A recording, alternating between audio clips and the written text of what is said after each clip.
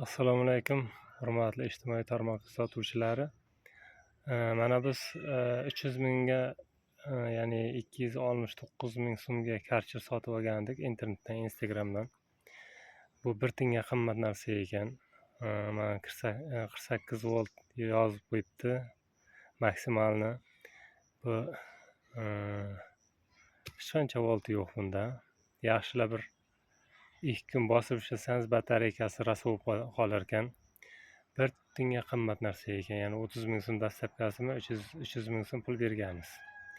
Ming so'm bizdan ketsa ketsin deb. Keyin biz bunga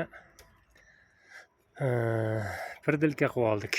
Boshqa batareykani shu, ya'ni yozuvlari bilan B2, B3, B4 kabellarni topib, hammasini mana shunaqa ulab B+, B minuslarda mana shu kompaniyaning batareykasini qo'yib, endi nasib bo'lsa ishlashni boshlaymiz. Bundan olishda maslahat bermayman sizlarga. Boshida yaxshi ko'rsatsa, internetda yaxshi ko'rsatadi. Keyin bu yoqqa jo'natguncha sifatsiz batareykalarda katta batareyka qo'yib qo'yibdi, ichida bir qavat batareykasi. Ya'ni ikkinchi qavat batareykasi yo'q.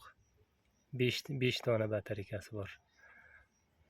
O'zi 10 dona ketishi kerak. Buniki ob'yami katta. 4 sm qalinlikda. Shunaqa gaplar.